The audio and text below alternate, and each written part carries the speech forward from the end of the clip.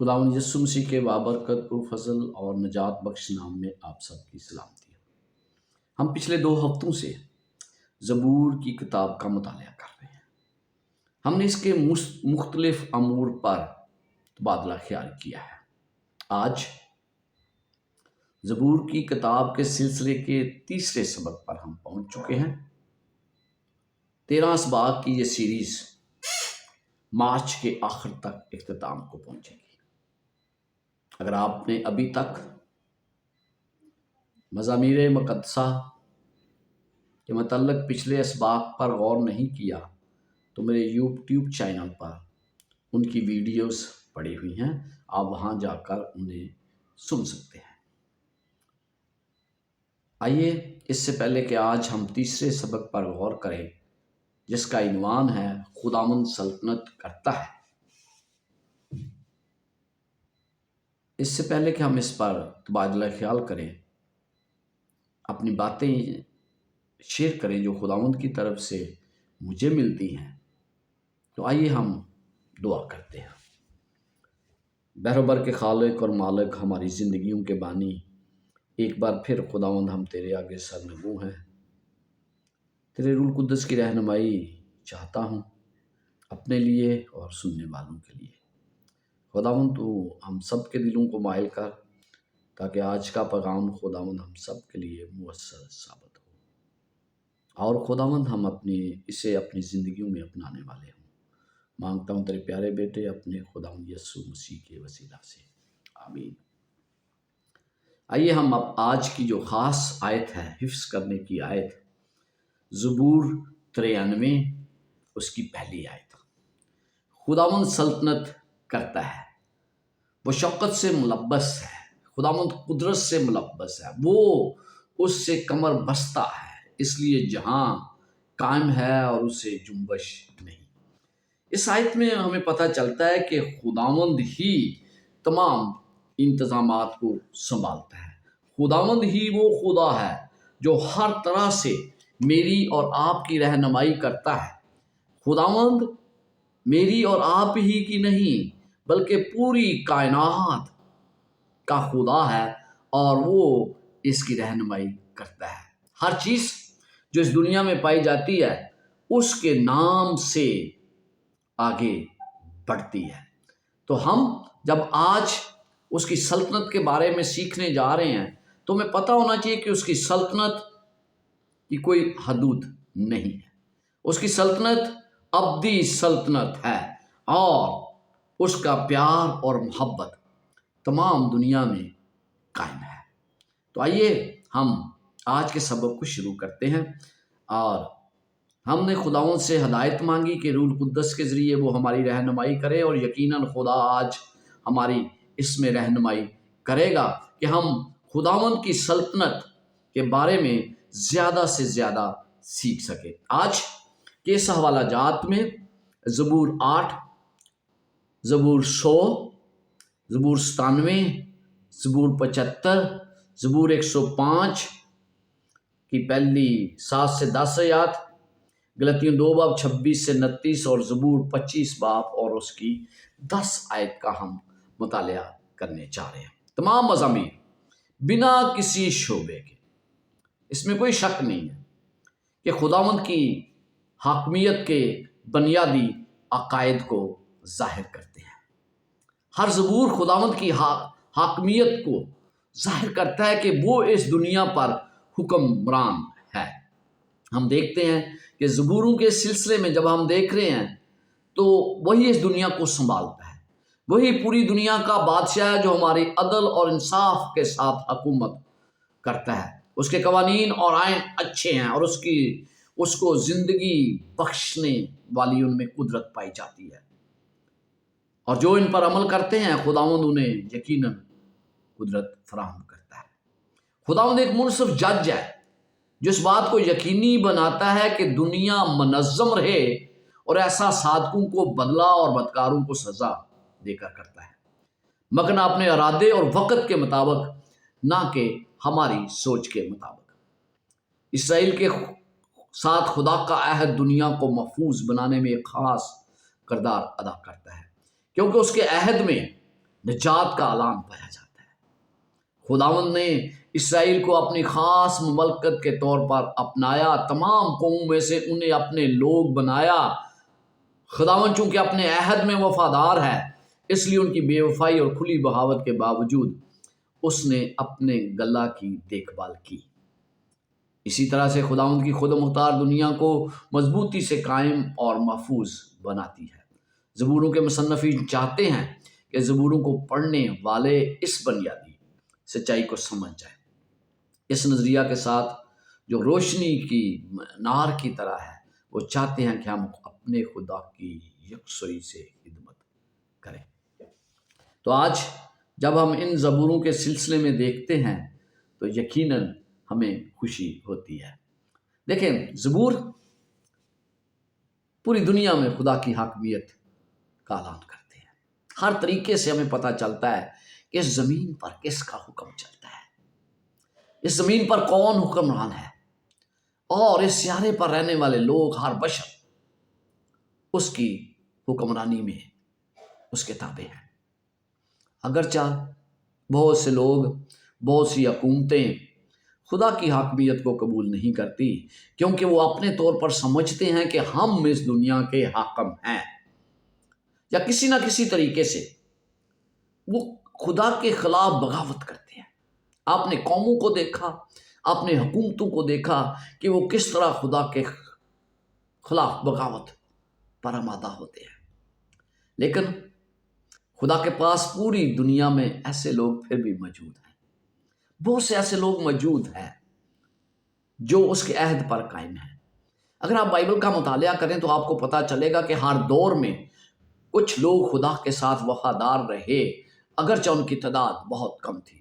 پیدائش سے مکاشفہ تک جب میں پڑھتا ہوں تو مجھے ایسے لگتا ہے کہ ہر دور میں کچھ لوگ ایسے تھے جو خدا کے ساتھ وفادار تھے، جو اسے خالق مانتے تھے، جو اسے بادشاہ مانتے تھے، جو اسے منصف مانتے تھے، اور اس کی شریعت کو ماننے والے بھی تھے۔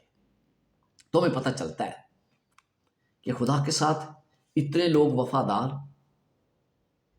تو جب آج ہم اس زبور میں سیکھنے والے ہیں کہ خدا ہمارا خالق ہے، خدا ہمارا بادشاہ ہے، خدا ہمارا منصف ہے، اس کا عہد ہمارے ساتھ قائم ہے، اور پھر اس کی شریعت ہمارے ساتھ رہتی ہے۔ خالق، خدا خالق ہے۔ زبور 8 اور زبور 100 میں ہمیں پتہ چلتا ہے کہ خدا یقیناً خالق ہے۔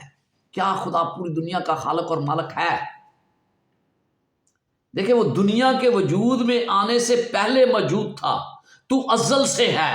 دیٹ مین کہ وہ اس دنیا کا خالق ہونے کے قابل ہے۔ زبور 93 اور اس کی 2 آیت میں یہ لکھا ہوا ہے۔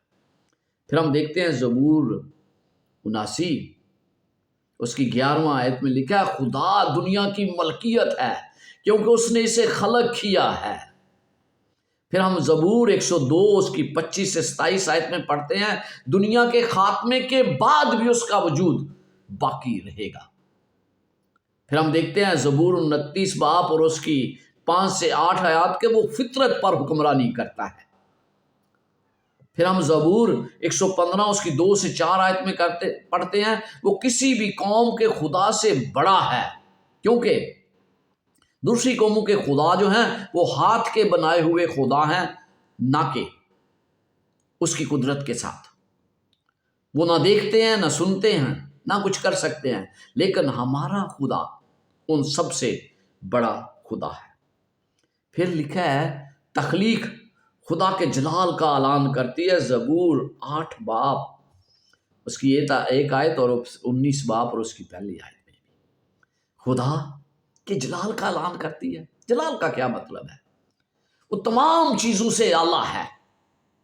جب ہم اپنے ارد گرد دیکھتے ہیں، جب آپ اپنے ارد گرد چیزوں کو دیکھتے ہیں تو آپ سوچ سکتے ہیں کہ خدا کتنا عظیم ہے، خدا کتنا بڑا ہے، اس کے کلمات کتنے ہیں، اس کے معجزات کیا ہیں، اس کے کارنامے کیا ہیں۔ ہم یہ جان سکتے ہیں اس نے یہ بہت کچھ کیا ہے اس دنیا کے لیے. اور تھوڑی دیر کے لیے اگر ہم اپنی زندگی پر غور کریں تو آج تک جو پچھلی زندگی ہے، اگر خدا ہمارے ساتھ نہ ہوتا تو یہ زندگی کس طرح قائم رہتی ہے. میں اکثر خدا سے بات کرتا ہوں اور میں خدا سے کہتا ہوں، خداوند تو نے مجھے پیدا کس لیے کیا تھا؟ جب کبھی میری دعا کا جواب نہیں ملتا، جب میں کسی ایسے منصوبے میں پھنس جاتا ہوں جو میں سوچتا ہوں میری سوچ کے مطابق کہ یہ منصوبہ خدا کے کام کے لیے بڑا اہم ہے، اور میں یہ سوچ کے کچھ نہیں بنتا، تو پھر میں خدا سے گلہ کرتا ہوں اور خدا کو کہتا ہوں کہ خدایا، تو نے مجھے اس کام کے لیے کیوں چنا؟ تو نے اس کام کے لیے میرا چناؤ کس لیے کیا اگر تو نے میری دعا کا جواب نہیں دینا؟ تو خدا مجھے کسی نہ کسی صورت میں جواب دیتا ہے. لیکن جب ہم زبور میں پڑھتے ہیں تو ہمیں اور زیادہ اعتماد ہوتا ہے. وہ جو کچھ کہتا ہے نا زبور نویس، وہ اعتماد کے ساتھ کہتا ہے. برے حالات میں بھی ہو تو وہ اعتماد اس کے اندر پایا جاتا ہے کہ خدا ہی سارا کچھ ہے. زبور 100 باب اور اس کی 3 آیت میں لکھا ہے، جان رکھو کہ خداوند ہی خدا ہے، اسی نے ہم کو بنایا اور ہم اسی کے ہیں. جو کچھ خدا نے خلق کیا ہے ہم صرف اس کے مختار ہیں، ہم مالک نہیں ہیں. اور میں اکثر اپنی کلیسیا کے لوگوں کو یہ کہتا ہوں کہ آپ اپنی اولاد کے بھی مالک نہیں، آپ مختار ہیں، اور مختار سے کسی نہ کسی دن حساب لیا جاتا ہے. اس لیے اس دن کے لیے تیار رہیں جب آپ سے خدا ہر چیز کا حساب مانگے. ہم مختار ہیں. زبور 8 باب میں ہمیں بڑا واضح طور پر پتہ چلتا ہے کہ ہم مالک نہیں بلکہ مختار ہیں، اور یہی چیز ہمیں زبور 100 میں بھی نظر آتی ہے کہ خدا ہی ہمارا خالق ہے. صرف وہی ہماری عبادت اور وفاداری کا مستحق ہے. کیوں مستحق ہے؟ کیوں وہی ہم صرف اس کی عبادت کرتے ہیں؟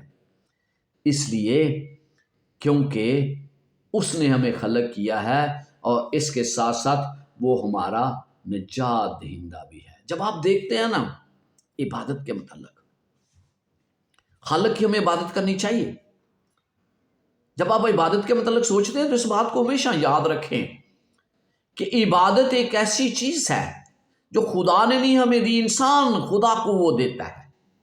ہر چیز ہمیں خدا مہیا کرتا ہے، کسی نہ کسی چیز سے وہ بنی ہے اور وہ ہمیں مہیا کرتا ہے.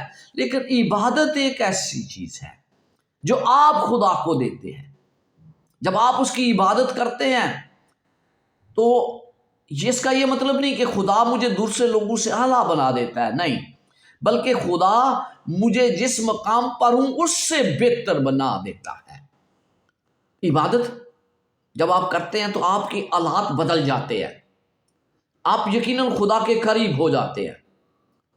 جب مجھے پتہ ہے کہ ابراہیم، پیدائش 22 باب میں ہم پڑھتے ہیں کہ ابراہیم کو جب یہ کہا گیا کہ اپنے بیٹے کی قربانی کر دے تو وہ اپنے نوکروں سے کہتا ہے کہ آپ نیچے ٹھہرو، میں اور بیٹا ابھی عبادت کر کے واپس آئیں گے.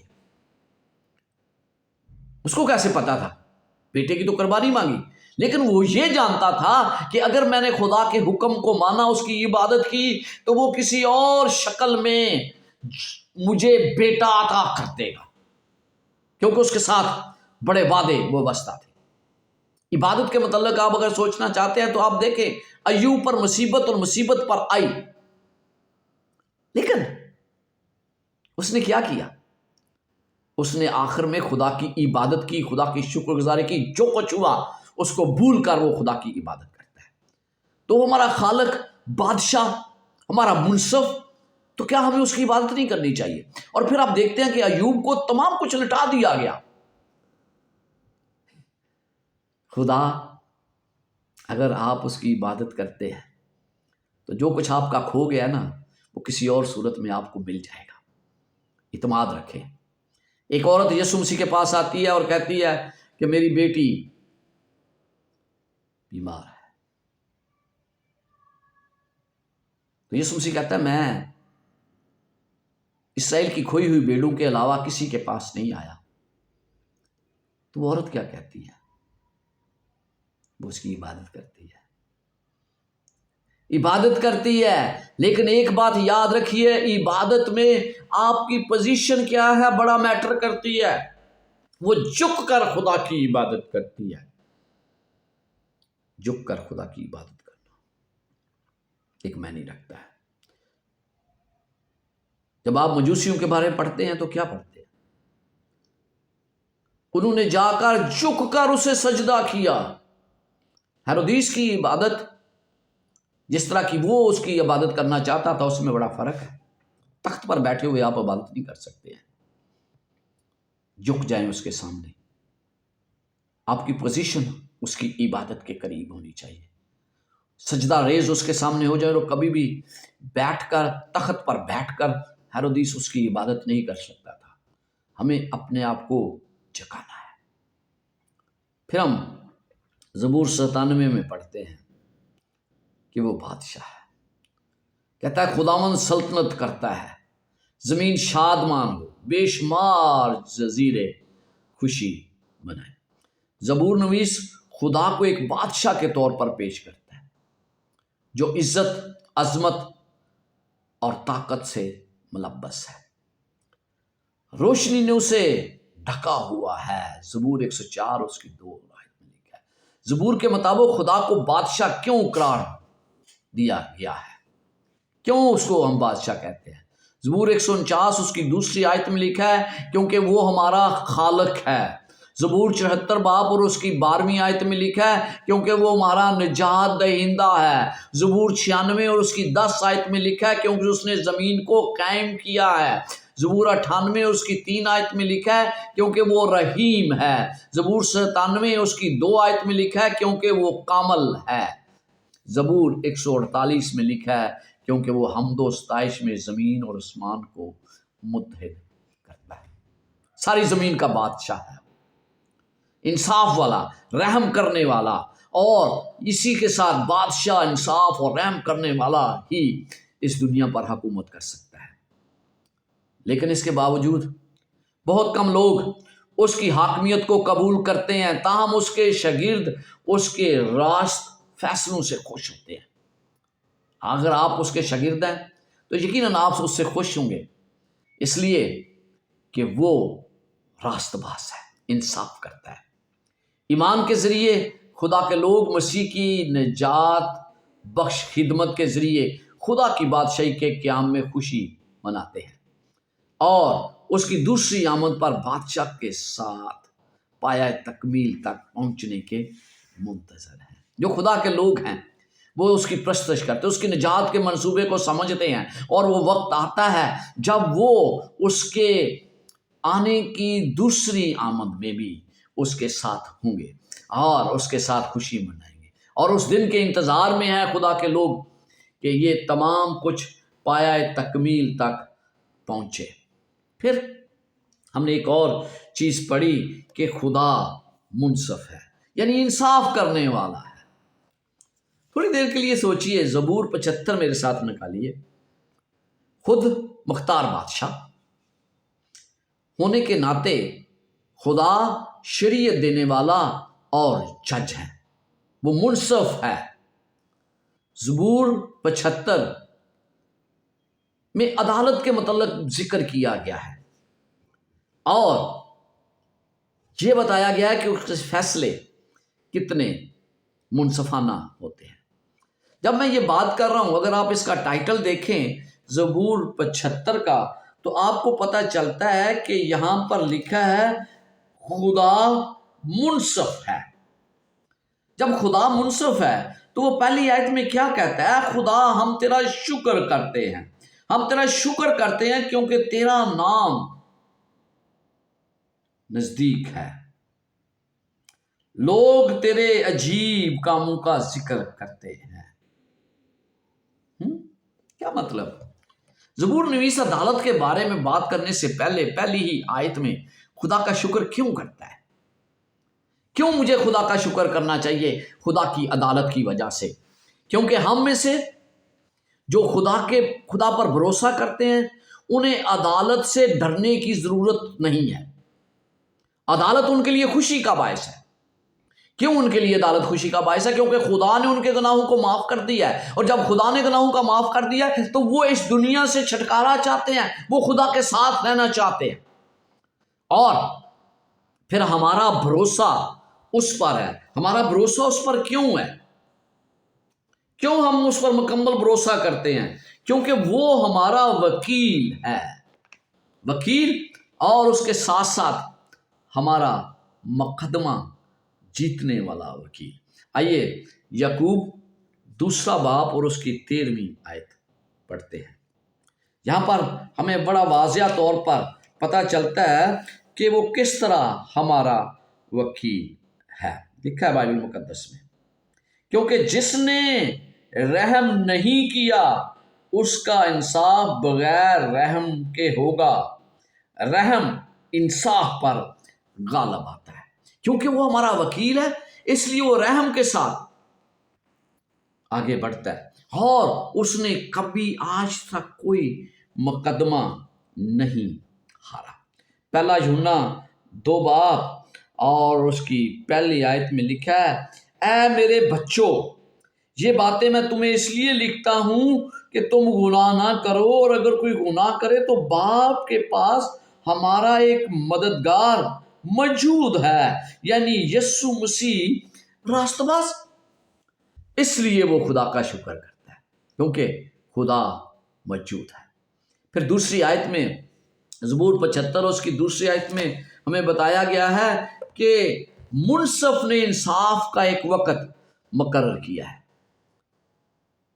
جب میرا معین وقت آئے گا تو میں راستی سے عدالت کروں گا۔ خدا نے ایک وقت مقرر کیا اور اس سے پہلے اس کی عدالت نہیں ہو سکتی۔ تیسری آیت میں کیا لکھا ہے؟ اس سے پہلے کہ انسانیت خود اس کو یا اس کو تباہ کر دے، عدالت ہوگی، اور یہ عملی طور پر عدالت ہوگی، کوئی بھی انسان بچ نہیں سکے گا۔ اور پھر 4 سے 7 آیت میں وہ ہر معاملے میں ہمیں پتہ چلتا ہے کہ خدا انصاف کرنے والا ہے، خدا خبردار کرتا ہے اور بدکاروں کو موقع فراہم کرتا ہے کہ وہ توبہ کریں۔ تو یہ 4 سے 7 آیت میں ہمیں توبہ کا پیغام دیا گیا ہے۔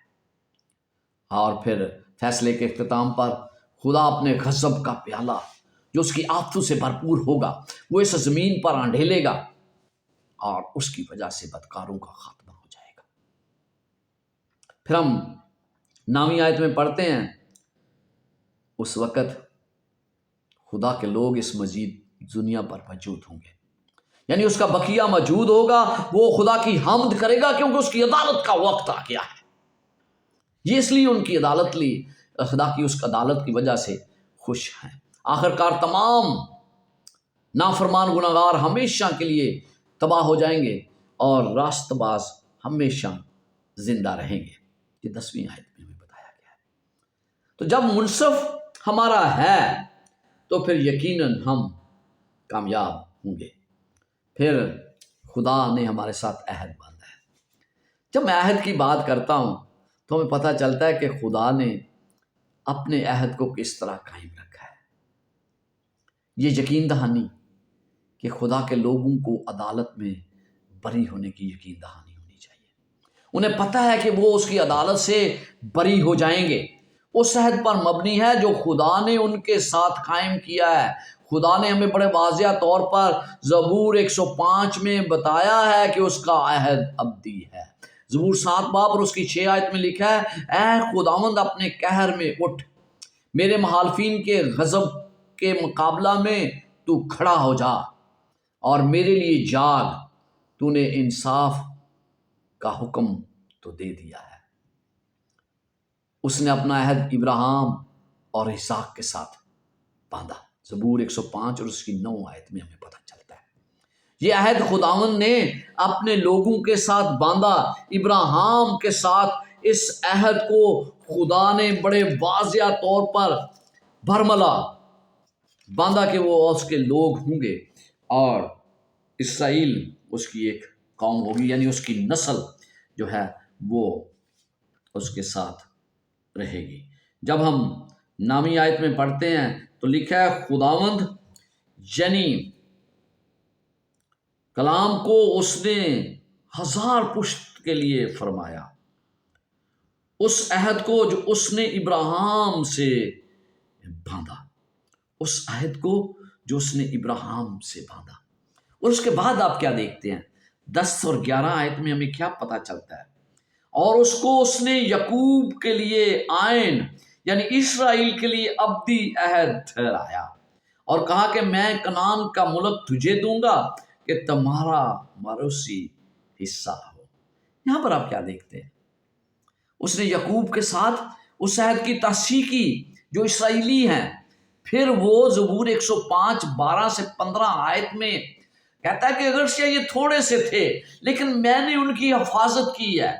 اور پھر زبور 105 16 سے 24 آیات میں اسرائیل کو بتایا جاتا ہے کہ کس طرح اس خدا نے تمہیں یوسف کے ذریعے بچایا تھا۔ اور پھر اسی باب کی 25 سے 38 آیت میں لکھا ہے کہ اس نے انہیں غلامی سے آزاد کرایا تھا۔ ان کی تمام ہسٹری اس زبور میں بیان کی گئی ہے اور یہ ہمارے امان کے لیے تقویت کا باعث بنتی ہے۔ اس نے کس طرح بیابان میں ان کی حفاظت کی، اس نے اسے کس طرح پیدا کی ہوئی سرزمین میں پہنچایا۔ عہد کے ایک حصہ کے طور پر لوگوں کو خدا کی شریعت پر عمل کرنا تھا، اور آج میرے اور آپ کے لیے بھی یہی حکم ہے کہ ہمیں اس عہد پر قائم رہنا ہے۔ اور اگر ہم اس عہد پر قائم نہ رہے جو ہماری اپنی ریکوائرمنٹ ہے کہ ہم اس کے احکامات کی پیروی کریں گے، تو پھر خدا اپنے عہد کو کس طرح پورا کر سکتا ہے؟ اس نے اپنے تمام عہد پورے کر دیے ہیں بنی اسرائیل کے لیے۔ اس نے کہا ابراہیم سے وعدہ کیا، یعقوب کے ساتھ اس نے اس کی تصحیح کی، کس طرح وہ انہیں ان کی حفاظت کرتا ہے۔ تھوڑے سے لوگ ہیں، کس طرح اس نے یوسف کے ذریعے انہیں بچایا جب وہ تھوڑے سے تھے، کس طرح اس نے غلامی سے آزاد کیا، کس طرح اس نے بیابان میں انہیں خوراک اور تمام کچھ مہیا کیا، کس طرح تمام مصیبتوں کے باوجود وہ انہیں وعدہ کی ہوئی سرزمین میں لے گیا۔ لیکن اس میں کیا تھا کہ انہیں اپنے عہد کا حصہ یہ تھا کہ وہ خدا کی شریعت پر عمل کرے۔ خدا ہمیں اپنا انصاف اور تحفظ دیتا ہے، وہ ہمیں برائی سے بچاتا ہے۔ ہمارا اس کے عہد کو قبول کرنا اور اس کی شریعت پر عمل کرنے کے لیے ہمیں تیار رہنے کے لیے کہا گیا ہے۔ ہمیں قوموں کے درمیان عہد کی بشارت کرنے کے لیے کہا گیا ہے تاکہ وہ بھی خدا کی حمد کریں۔ یہ اسرائیل کو کام دیا گیا تھا اور یہی کام آج مجھے اور آپ کو بھی دیا گیا ہے۔ اور آخر میں جس کے بارے بات کرنے والے ہیں وہ ہے شریعت۔ زبور 25 باب اور اس کی 10 آیت میں لکھا ہے، جو خداوند کے عہد اور اس کی شہادتوں کو مانتے ہیں ان کے لیے اس کی سب راہیں شفقت اور سچائی ہیں۔ جو اس کے عہد اور شہادتوں ٹیسٹمونیز کو مانتے ہیں۔ عزیزو، میرا اور آپ کے ساتھ، آپ کا عہد کے ساتھ بڑا گہرا تعلق ہے۔ اس میں گواہیاں پائی جاتی ہیں، شہادتیں شریعت اور احکام کا مجموعہ ہے جو خداوند نے اپنی بادشاہت کی حکومت کی بنیاد کے طور پر اپنے لوگوں کو دیے ہیں۔ خدا کی بادشاہت کی بنیاد اس کی شریعت اور اس کی شہادتیں ہیں جو بائبل مقدس میں بیان کی گئی ہیں۔ تمام شہادتیں ایک عام ماخذ سے اخذ کی ہوتی ہیں۔ 10 احکام۔ زبور نویس ہمیں شریعت یا گواہی کے بارے میں کیا بتاتا ہے؟ تھوڑی دیر کے لیے ان زبوروں میں ہم دیکھیں گے۔ زبور 1 باب اور اس کی 1 سے 3 آیت میں کیا ہمیں وہ بتایا گیا ہے؟ یہ ہمیں خوشی اور پھلدار بناتے ہیں، یہ ہمیں خوشی عطا کرتے ہیں جب ہم زبور پڑھتے ہیں۔ زبور 25 باب اور اس کی 10 آیت، یہ رحمت اور سچائی کے راستوں پر ہماری رہنمائی کرتے ہیں۔ زبور 93 اور اس کی 5 آیت، یہ ہمیں تحفظ دیتے ہیں کیونکہ یہ پائیدار ہے، ان کی بنیاد بہترین ہے۔ زبور 112 اس کی 2 آیت میں، ہمارا خداوند ان کے باعث ہمیں برکت دیتا ہے۔ زبور 119 اور اس کی 65 آیت، یہ ہمیں تسلی دیتے ہیں۔ زبور 119 اور اس کی 10 آیت، یہ ہمیں دشمن کے پھندے میں پھنسنے سے بچاتے ہیں۔ تو یہ خدا کی شریعت ہے، یہ شریعت کی خوبیاں ہیں۔ زبور نویس خدا سے اپیل کرتا ہے جو خالق، بادشاہ، منصف، عہد کا حاکم اور شریعت دینے والا ہے۔ وہ اپیل کرتا ہے آپ کے لیے اور میرے لیے بھی اور اپنے لیے بھی۔ دنیا میں ہمیں تحفظ حاصل ہے اور ہم محفوظ رہ سکتے ہیں، یہاں تک کہ بڑی آزارسانی اور ہنگاموں میں بھی خدا ہماری حفاظت کر سکتا ہے، کیونکہ خدا جو کچھ کرتا ہے اور کہتا ہے اس میں خود مختار اور وفادار ہے۔ خدا تو وفادار ہے۔ کیا آپ وفادار ہیں؟ کیا میں اس کے ساتھ وفادار ہوں؟ اگر ہم نہیں تو پھر خدا کی وفا جو ہے وہ پھر بھی میرے اور آپ کے ساتھ ہے۔ ہم کب بھی زندگی میں اس کے پاس آئیں تو وہ ہمیں قبول کرتا ہے۔ کیوں قبول کرتا ہے؟ کیونکہ ہمارا خالق ہے، ہمارا انصاف کرنے والا ہے، اور وہ اپنی مخلوق کو بہت پیار کرتا ہے، اور وہ اپنی مخلوق کو چنتا ہے، اور اسے یہ حق حاصل ہے کہ وہ ان سے اپنی عبادت کی توقع حاصل کرے۔ کیوں؟ کیونکہ وہ خالق اور مالک ہے۔ اسے اپنی مرضی کے مطابق حکومت کرنے کا حق ہے، نہ کہ انسان کی مرضی کے مطابق۔ خدا کی اپنی مرضی ہے، لیکن وہ ایک سخت جج، سخت قرض لینے والا نہیں، وہ محبت کا سرچشمہ ہے، بے شمار نعمتیں دینے والا خدا ہے۔ ہم اس کی تمام برکات کے مستحق نہیں ہیں، لیکن اس کے باوجود وہ ہمیں برکات پر برکات دیتا ہے۔ لیکن وہ ہماری نااہلی اور ظالمانہ طرز عمل، ناشکری کے باوجود ہمارے ساتھ رہتا ہے، اور پھر وہ دنیا کے آخر میں بھی ہمارے ساتھ رہنے کے لیے انتظار کر رہا ہے۔ ہمیں صرف اس کی تعریف کرنی چاہیے، اس کی حمد کریں جو ہمیں صحت، تندرستی اور تمام کچھ عطا کرتا ہے، کیونکہ وہ ہمارا خدا ہے۔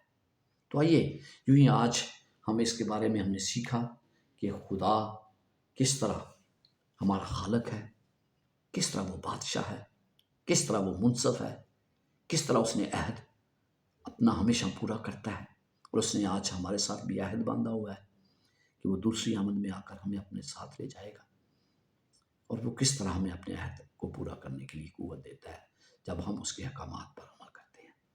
تو آئیے ہم ان باتوں کو یاد رکھیں کہ زبور نویس ہمیں کیا بتاتا ہے کہ خدا کی سلطنت ابدی ہے، خدا ان سلطنت کرتا ہے، وہ اس وقت بھی کرتا تھا، آج بھی کرتا ہے، اور آنے والے وقت میں بھی سلطنت اسی کی ہے۔